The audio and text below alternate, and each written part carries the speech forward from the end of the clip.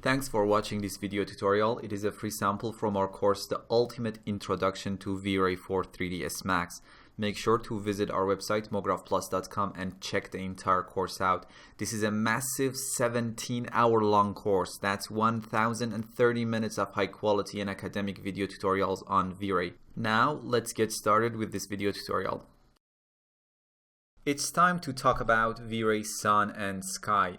The way V-Ray Sun and Sky works is that it is trying to resemble the way sun and sky appear in real life.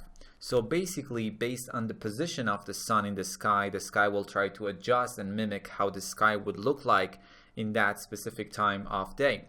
So for example, at sunset, when sun is very close to the horizon line, the sky would be very orangish and the sun intensity and brightness would be less compared to noon, where the sun is at its highest point and the sky would be very blue and the sun would be very intense at the same time. So this real world behavior can be simply replicated using V-Ray Sun and Sky. Let's get into it and see how it works.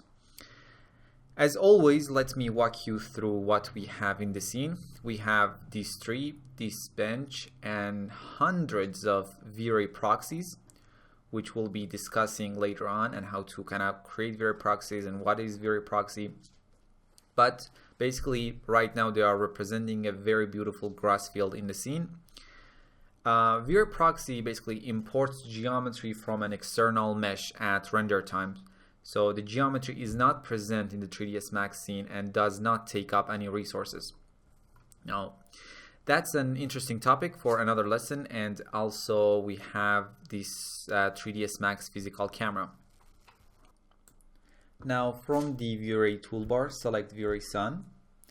You can start creating V-Ray Sun from any view that you want. I prefer to start in the top view. That allows me to decide on the direction of the sun. So click and drag in the top view. Now V-Ray asks you whether to add a V-Ray Sky environment map or not, and in most cases like now you should say yes. In the front view you can decide on the elevation of the sun. As you increase its height you go from sunset basically to noon. Let me roughly position the sun in the top and the front view.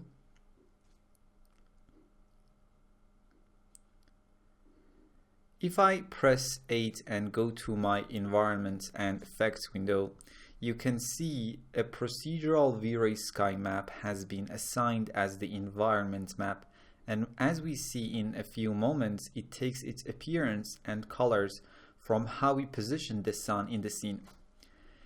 Make sure the camera view is active and open up the render settings window. Change the target to active shade mode. Lock the view to render and start the render.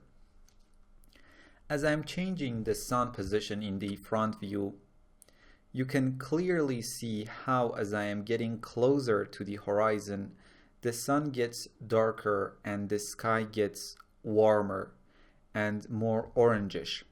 And as I increase its height, we get a hotter sun and bluer sky. And as I move in between, you can see how dramatically the placement of the sun changes the lighting in the scene and affects how the sky looks. Also in the top view, I can go ahead and change the direction of the sun very easily.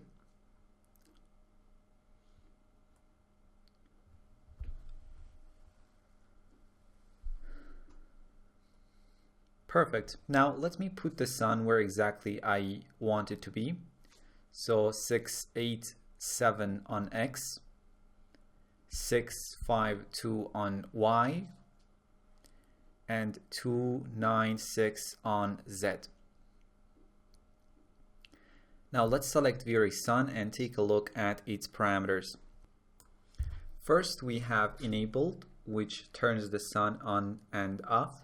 As I turn it off, you can see we still have our sky and we are only turning the sun off. Now let me make sure it's enabled. Next we have invisible. Right now we can see the sun in the scene. If I make it invisible, the sun is no longer visible in this scene, but it still affects the lighting and, as you can see, produce shadows. It is just invisible to the camera and reflections. So let me turn off invisible for the time being, so it's visible. Next we have effect diffuse, which determines whether the sun affects the diffuse portion of the materials or not. Then we have diffuse contribution. So if the sun affects the diffuse portion of the materials, how much it's going to be? At 1, the effect is 100%, and at 0, it's like disabling effect diffuse, and at, for example, 0.5, we are going to get an in-between effect. Let's set it back to 1 here. Then we have effect specular and specular contribution, whether the sun is affecting the specular reflection or not, and if so, by how much. So when I turn it off, you can see those visible specular highlights are gone from the grass field here. Now here, let's make sure it's enabled. Close the frame buffer window for the time being. Next we have cast atmospheric shadows.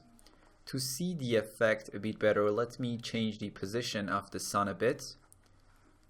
1153 on X, 651 on Y, and 295 on Z.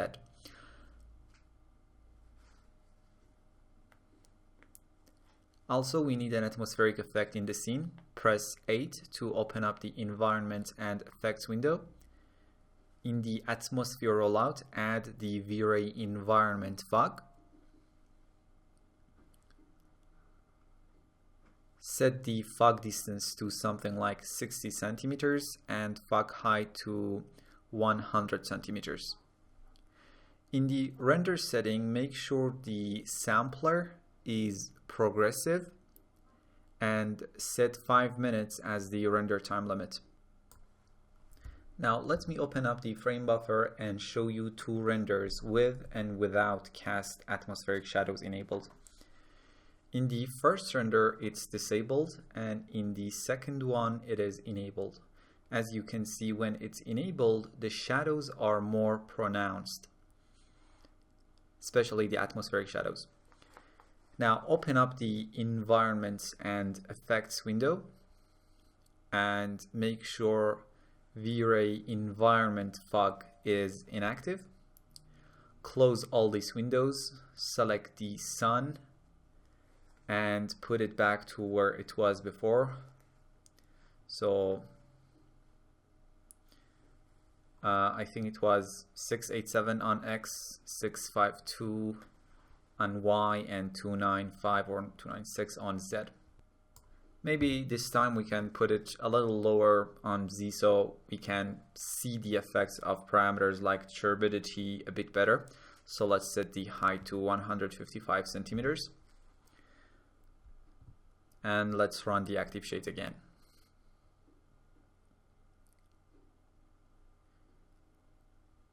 Next we have turbidity, that controls the amount of pollution, dust and particles in the sky. Lower values like 2 would result in cleaner sky, and as you increase this value to something like 5, you can see the sky gets more polluted. A value of 10 would make the effect to be very extreme. Let me put it back to 2.5, which is the default value, so we can get our clear sky back. Then we have ozone, which controls the color of the sunlight. By default, it's set to 0.35, and you can alter this value from 0 to 1. At 0, you get a bit more of a yellowish, orangish tone, and at 1, you would get cooler and bluer sunlight. It's a bit hard to see the effect of this parameter in this particular scene, but let me show you a few renders. In the first render, ozone was set to 0.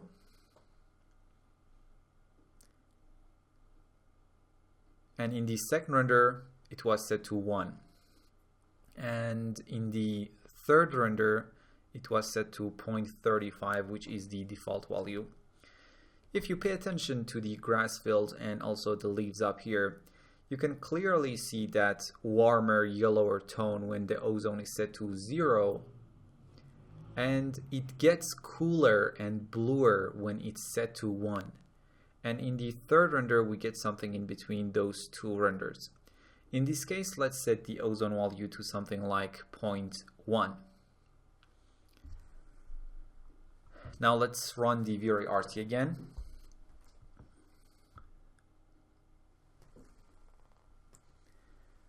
Next, we have intensity multiplier, which controls the intensity or brightness of the sun. If I set it to something like 3, you can see the sun gets a lot brighter.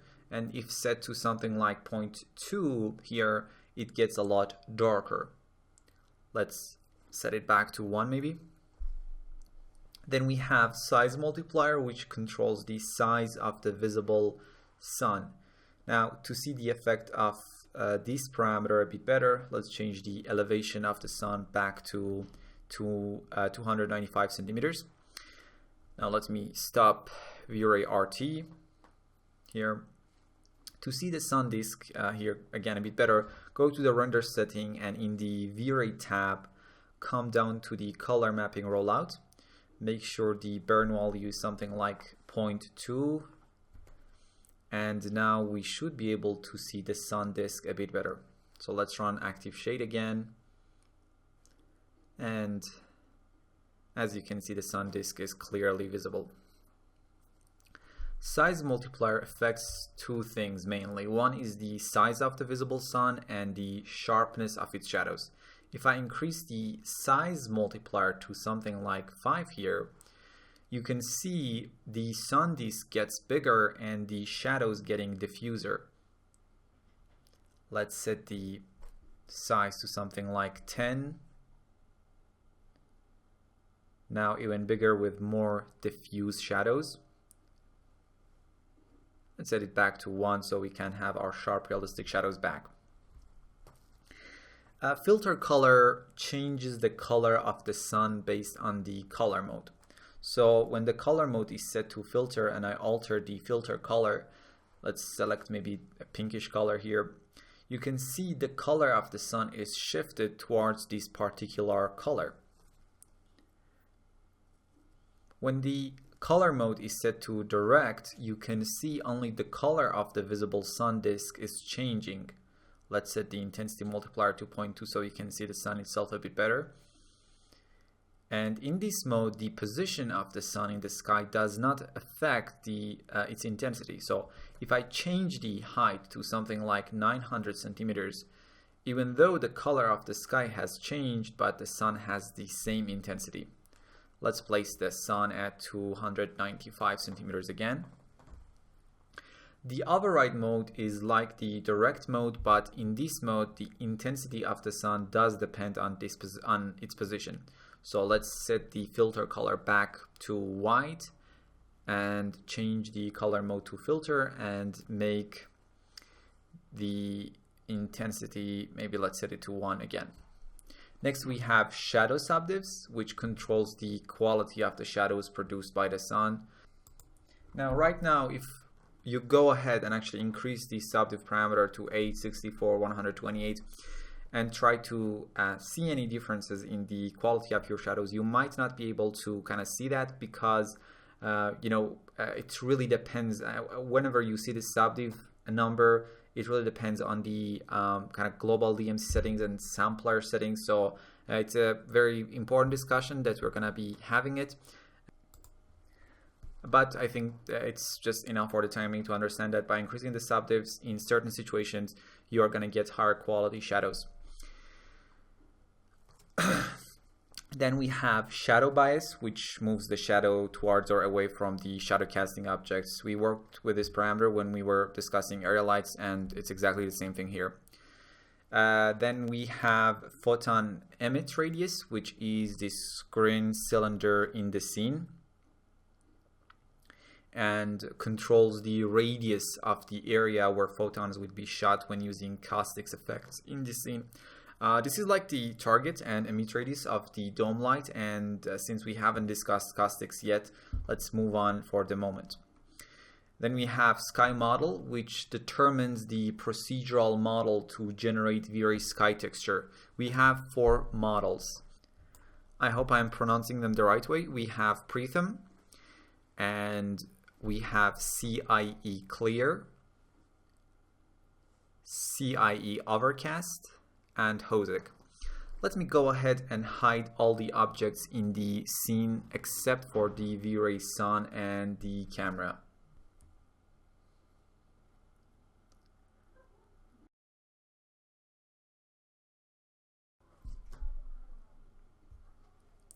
Now let's change the height of the sun to 900 centimeters, and let's go through these models again and see how they differ. Set this to Hosek, and notice as I decrease the sun's elevation from 900 how the model is responding and changing the appearance of the sky. So let's try 800, 700 centimeter, 600, 500, 400, 300, 200, 100, 75, now we are getting closer to sunset, 50, or sunrise, 25, 5, and 1. Perfect. Let's set it back to 295 and unhide everything.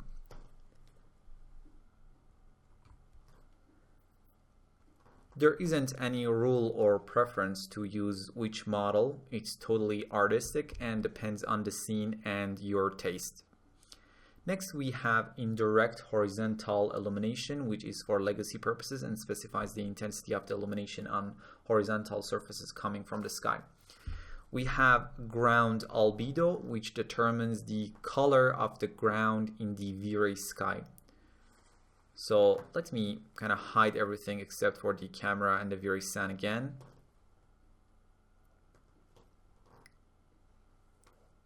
And as I change the ground albedo color, you can see the color of the ground is changing in the sky model.